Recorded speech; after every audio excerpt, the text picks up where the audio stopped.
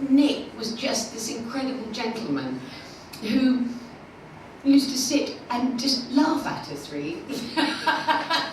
Thinking we're all bonkers. Now, can we talk about Nick for a second? Yes. Because you've just recently contributed to this fantastic magazine, or two magazines, Yay! Courtney, which Tom Snell's really picked away and sweated work over.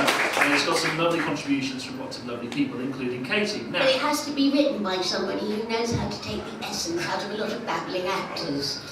but there's a new word turned up in your contribution to the Nick Tribute, which is graunching.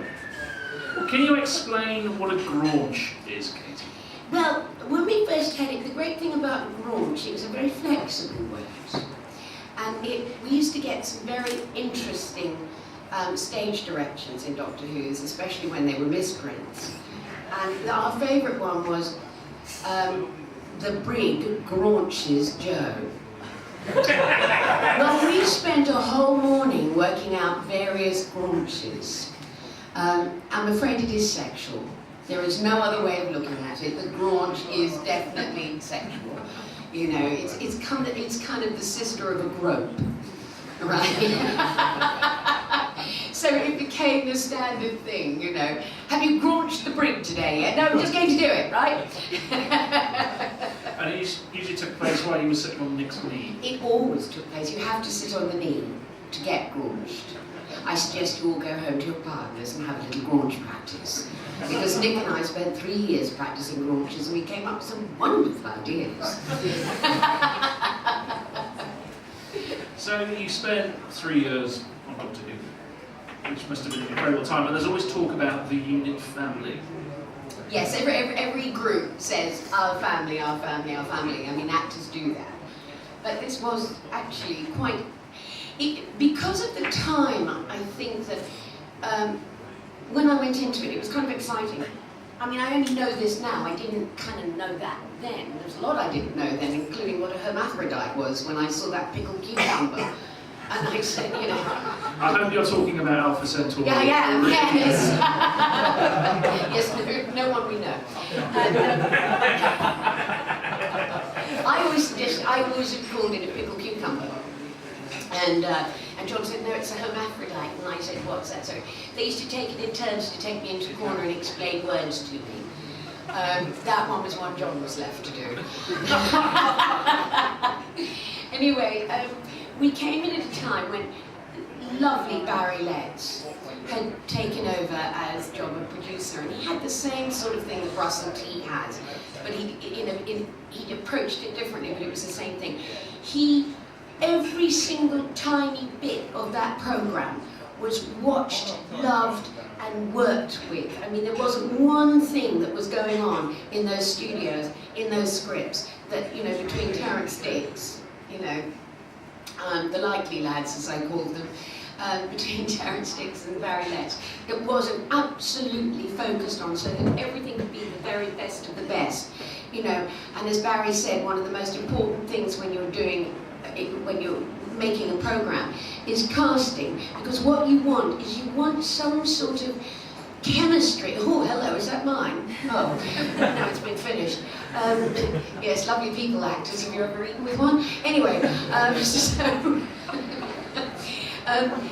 it was really, really important because it was coming out of being a children's only program where we had, you know, the army people wore like safari suits and paper badges, you know, and things like that. And we were going to use real army, real navy. So what Barry wanted to do is he wanted to up the ante, and he wanted to keep the essence of this extraordinary children's program, but he wanted to bring in the next generation, if you like. And so he wanted lots of changes. They wanted the stories to be really, really solid. And he did achieve exactly that. The viewing ratings shot up. They were working very hard. We were given a special budget of 3 and 6pence to work with special effects. Everybody, you know, to get the electronic music sound, which is so like easy nowadays. You press a button, right? We'd have, you know, Brian Hodgson and all these people coming in, and Dudley Simpson, you know, bags edge down to here because I've been up all night just getting one little, you know, I could have done it for them. And so it was a wonderful time because people were, you know, the technical people were allowed to work on creating all this new stuff, which is very exciting. And so Barry and John, who had up until this point never been taken seriously as an actor, he had been a light entertainer, you know, he'd done his comedies and he'd done all his wonderful radio work, which I grew up passionately listening to. And so for him, this was an enormous step forward in his life, in his career. So it was a really, really important time. And Barry really wanted some sort of chemistry between the actors because he said that's the most important thing. And you either get it or you don't. And I think he got it with us. I mean, you know, it was a team that we got on really, really strongly. But you can see, I think, on screen, the chemistry that we all had together. And that's something that, you know, is worth gold in this business, as you know, is getting that chemistry. And so it was an extraordinary change in Doctor Who because the next thing we know, we'd gone into 75% adult viewing, which was like over 16.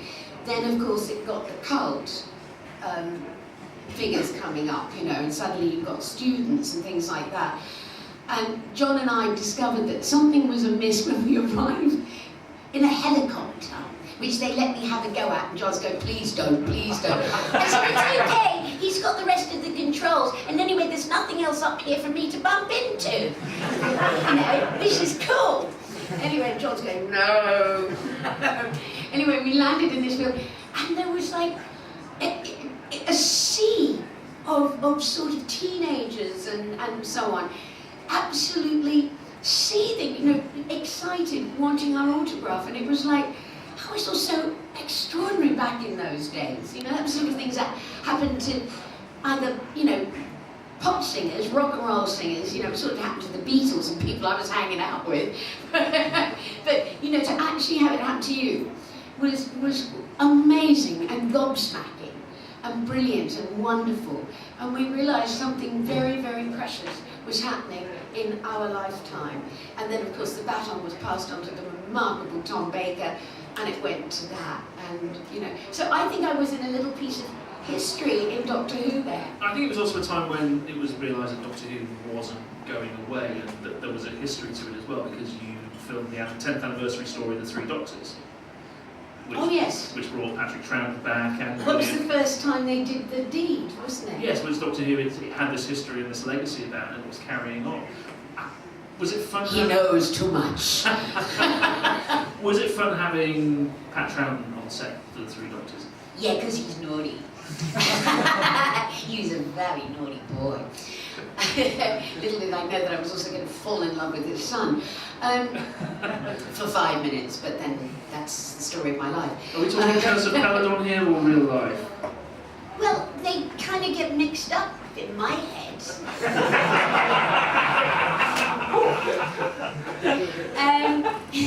Even in those boots, yeah. And but Pat was very, very naughty, and he liked ladies very much. And John was quite protective of me, so it was all quite exciting. Lots of twinkling going on, and little gropings and things, which John was not approving of. But he was, actually, Pat was a delightful man and very, very funny. You know, I mean, the thought of him and Fraser together. Oh boy, would I like to work with those two. But he was lovely and a wonderful actor, and a very different kind of actor and performer to John, because he'd been doing years of Shakespeare. I mean, basically. Right, what was it? I can't. I have to know what you were saying. I don't. I'll tell you later. You promise? I do promise. I'm blind, but I have senses. They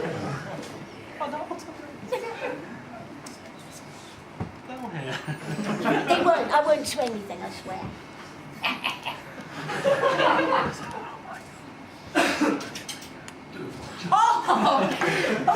all right, I'll go back to work. Sorry, everyone. I do apologise to my mother, everybody. So where were we? Happy Troughton, funny. For a blind woman, people say to me, you must have selective... I'm not blind to drive a car or anything, okay? But I don't have selective sight. I have instincts, because I've been this way all my life. And people are always amazed at how I know what's going on, but I can't see. So be very careful. I hear.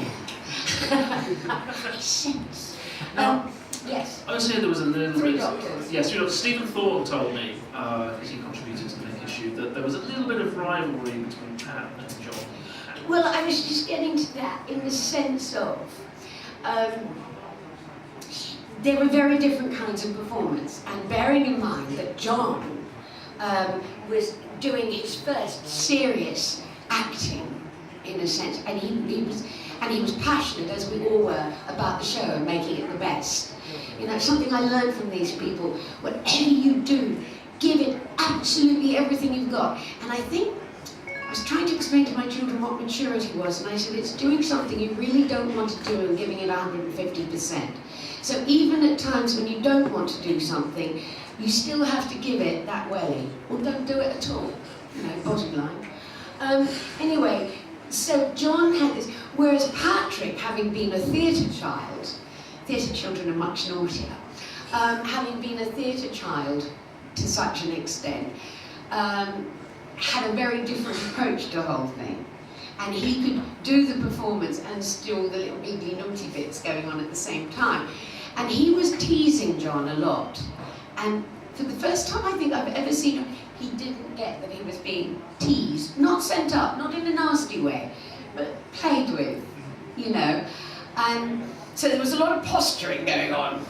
You know, John in his usual, not sure, put my hands on my hips, which always meant that I had to appear somewhere through here, because I came up to his navel. You know, I spent my life sticking my head through his arm to say a line, and then going back again, because he always did this just before I spoke. It was like, you know, anyway, so there was John doing a lot of posturing, and a lot of twinkling going on from Patrick. Well, Steve... and changing dialogue, which drove John to distraction. And then, of course, poor William Hartnell, bless him, he was in a bubble in more ways than one then, because he'd had, you know, he'd had about 2 strokes. And it took nearly 3 days just to get that little bit of... But, you know, what an honour to have worked with those 3. And then 30 odd years later, you worked with another doctor, Matt Smith. I was just going to say, did I? So you asked I swear that was on the tip of my tongue. I mean, I know I've worked with lots in audio. And Colin Baker and I had worked together before he became the doctor. And I worked with Peter Davis. Oh, my Peter Davis story, I love this. Anyway, we're doing Iris Wildtime. Was that the first time? That's the first time you ever did Iris for Big Finish? I think so. Yes. Was it? No, I did Denise first and then I did Peter. Okay, it was around the same time. It was, yeah, it was in the early days of matter. Iris, where I walked in and they said, we'd like you to play this, and I said, what's it like? And they said, well, just do it. Gary Russell, just do it. So I thought, well, I don't know anything, you know what? So I just did the voice, and that was it, boom, done. Anyway. Can you just do the voice for us, Katie? When I get round to it. Okay. I can't just do things on command, you know. I will. Don't worry, I'll fall into Iris and I'll fucking heartbeat. Anyway, so Peter Davis was standing there, and we're both script throwers, you know, finish a page, boom, finish a page, boom. So we're in a sea of paper that all these people have spent their nights, sleepless nights writing, and we're just throwing it up in the air. And suddenly, I went into my first speech, you know, I'm saying, you what? Now, John, go to the, put it downstairs, I won't be having that.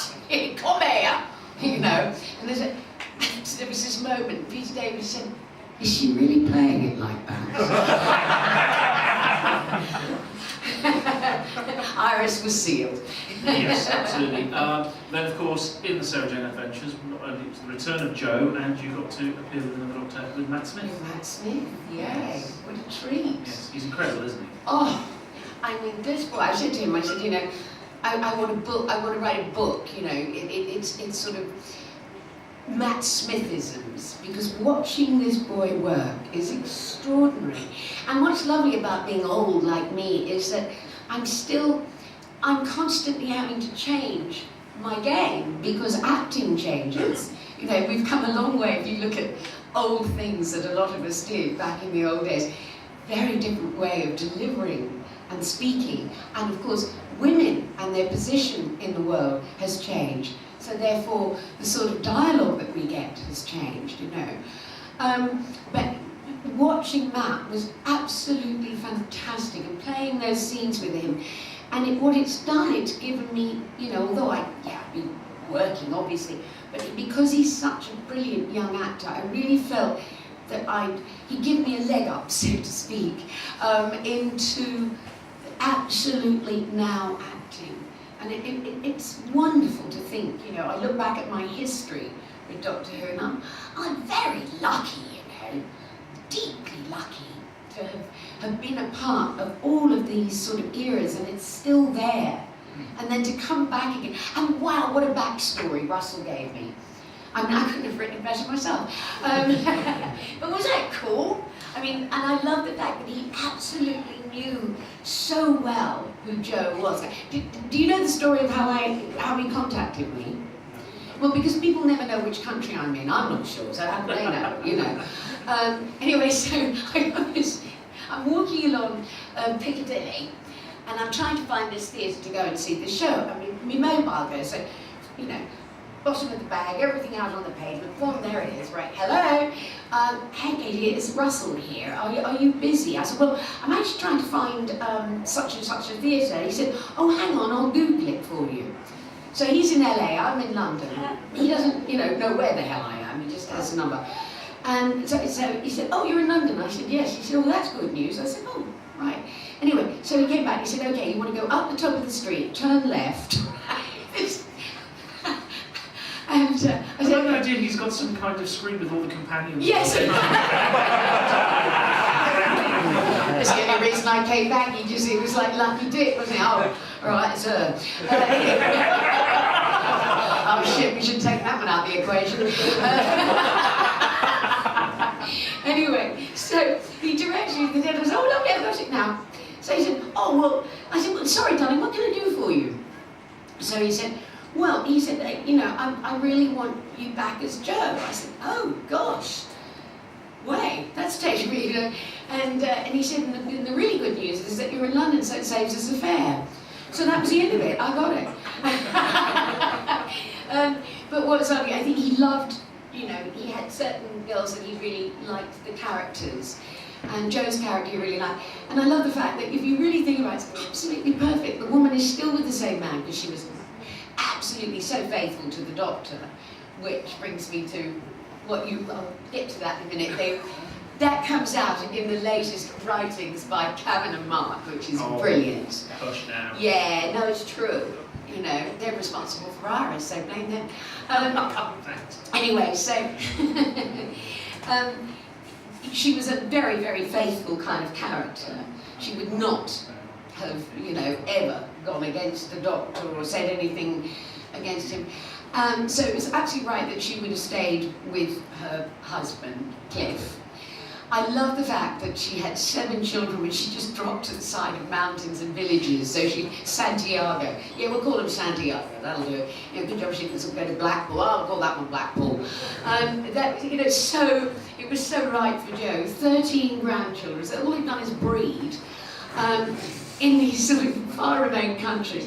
And, you know, chaining herself to Robert Mugabe and saving forests, and, you know, and none of the kids went to school, which I thought was a lovely moment in Sarah Jane, when they're sort of going, oh, we've got to go back to school. And he said, well, I wouldn't know, I've never been to school, you know, like, and I just think that the whole way that he brought her back was beautiful, and I think it was a lovely moment that he gave me with Matt, which wasn't self-indulgent, which I'm so glad.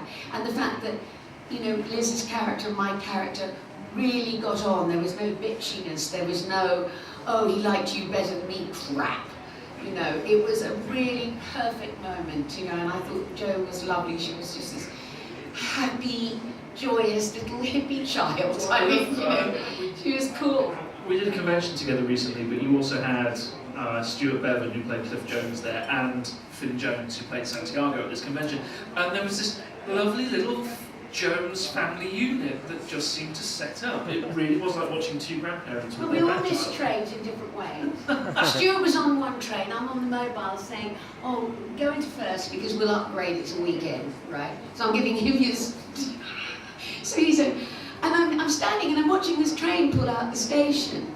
And then the phone came over, and I got the call back saying, well, where are you? I'm here. And I said, and I looked at the guy and said, excuse me, was that the train to such and such? And he said, yes. I went, I think I've just missed it. I've just watched you leave. For some reason, I didn't quite. And then I get this call from Finn saying, listen, where is it? I'm lost. I'm in a car somewhere. So I've stopped at a pub and I'll just sit here until I know where I am. I mean, and it was like this family was created on the screen, but boy, it's for real. I mean, Well, no, I just on the Saturday night when you said to Finn, I think you should go to bed now. I did. I did. It was just lovely to watch. And the three of us actually had this incredible, because, you know, Stuart and I are still best friends. We didn't get married, but, you know, I didn't marry anybody, so it was nothing personal. And it's really amazing how that little unit works, you know. We look alike. Yeah, there's a definite... There's yeah, definite yeah, family resemblance. definitely. there. Of course, with your work on Sarah Jane Adventures, I think we have to talk for a little bit about Liz. Oh, without a doubt. Yes. Because you've never worked together, have you? We've never worked together, but it was really interesting. You know, I've always, all the girls that I've met that have been in Doctor Who, I really get on well with. At least, I think I do. Actually, I kind of was with you once and Caroline John phoned, and I love this idea that all the companions phone each other. It's like Katie died, Caroline, isn't it? It's really nice that, and there's no feeling of, and it's no bitchiness, there's no kind of, oh, you were top of the pole when they did, you know, none of that crap. Really get on well, we love it. But Liz and I strangely sparked one of those friendships that, you know, just happened, that went just slightly beyond being, you know, getting on fabulously. Certain things happened in our lives which meant that we got involved in quite deep and meaningful conversations and situations. Certainly when we were in America, when something happened to me, and she was there, and vice versa. And it went just a little bit beyond. And we got, you know, really close through just meeting at the odd time at conventions. And then when we worked together, you know, we worked, I think, and we worked instinctively together, and I think we worked really well together. You know, the characters, I think, you know, she said to me, she said, it's so lovely because your character, and she said, and indeed you, is helping me bring another aspect to Sarah Jane, which we don't see very often, which is kind of giggly, youthful, rather than in control, having to be the strong mother figure. And she said it was lovely because the audience, and I think you can see it, were able to see her suddenly getting a very different joy out of life. And I think, you know, and that was really a lovely moment. You've talked about the support Liz gave you coming onto the show. Oh, absolutely brilliant. You know, just personally and in her performance as Sarah Jane in relation to Jo as well. So kind of you took a lot from watching Liz working and Absolutely, herself. yeah. Yes, because I mean, you know, she'd come back and had that wealth of experience which she, you know, I needed her to share with me, and she was so brilliant. Absolutely. And she said to me, it's no different to how it was, is it? And I said, no. You know, with all the modern technology that you have now, and how Doctor Who's gone, actually working on it is exactly the same as it was back then. It really is. We still have to wait around to see if the explosion makes the right noise and so on. I mean, you know, when in the Sarah Jane, when they blow off those doors, you know, that was amazing. We're all staying there saying, please, please, please let it work. Because you're right up against the wall time-wise and budget-wise. And if that explosion didn't work, you know, the actors were certainly going to get the arse on a scene, and you get it in one because we need to spend more time with the special effects. And it was always like that in Doctor Who. Special effects for the stars of the show, not us. I mean, is there anything finally you'd like to say about Liz? You know, sadly she's no longer with us. I think, you know, Liz was an extraordinary woman. She always had a beautiful frailty about her. I did know that she wasn't well. We had communicated on that. And I had given her something which I wanted her to keep, a very treasured little piece of jewellery of mine which I wanted her to keep. And also it had like a healing stone in it, and I kind of gave it to her because I knew she wasn't well. But what I admired so enormously is she didn't turn this into, like a lot of people do, they go and have a simple operation, we read about them in every magazine for the rest of our lives, you know what I mean? You know, Posh has just had a tooth out, oh my nerves, you know. You know, somebody else just had their big toenail removed, you know, that'll be 30 stories in OK magazine and, you know, front page. Liz lived a very private life, and she didn't make a massive drama out of something that she knew was going to occur. And that takes a lot of strength. And I admire her so much for actually sticking to her guns. And she was a passionately private person and absolutely adored her husband and her daughter. And I think what she did was wonderful, because what she did was about them, so that they could privately deal with a very private situation. She never put it out there in the domain, and that takes an awful lot of courage and strength, and says more about the woman than I think anything else can.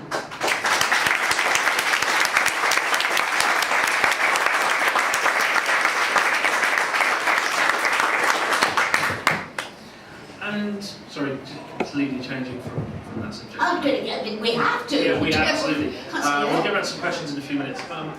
You seem more comfortable now in recreating Joe for audio in a way that you weren't a couple of years ago, I think. You did a couple of companion chronicles, and you kind of made it known that you weren't probably going to continue doing it. I didn't want to do it in the first place. The one thing I can say about my silly little career, not only does it span 3 countries and an awful lot of bloody years, is that I'm always striving to find something different. I mean, if you actually look at my body of work, there's really nothing that matches up. I've never been typecast at all, ever. You know, I've done everything from my own chat shows, you know, every character I play, you know, Iris as an example. I always want to, I'm in a business I love, doing something that I'm passionate about, but I'm the kind of actress that I always want to try something else to see how dangerous I can get. I like standing on the edge of the cliff because I can't see how far there is to fall, so it doesn't really matter. But I really like to tackle new characters and things like that. And what was the question? And so, you know, doing, what was the question? It was about you recreating Joe on audio for Good. Oh, that's right. Yes, that's right. Thank you, John. I usually remember. But you know, so for me to go back and play her again. I mean, she was so long gone in my mind, and you know, it was something I'd done, and I didn't want to sort of try and reproduce it. And I know everybody else had done it, and that's great. But I wanted something different, which is why I did Iris. And I could hear John in my ear saying, do Iris, you know, it's a voice, you know. Of course, what we forgot was so was Joe. And I just, truthfully, it sounds a little bit silly really, I didn't want to do it without John. I didn't feel that she existed without John. You know, the team and Joe, that for me was what that was about. And the thought of, like, you know, reproducing this person at my age now, only playing her loose age, you know, I mean, she's not older, and it never says they're older, they're playing it as they were at that time, aren't they? Yes. Or if I missed the plot. No, thereabouts. You know, yeah, but they wanted the Joe voice, they didn't want my voice. And so David Richardson sort of, you know, kept sort of waving the carrot at me. And eventually, I said, all right, I'll give it a go. Because once again, what they said was, we've got a lovely script, and Janie Mouse would be, not Janie Mouse, Rob Schumann as well, Janie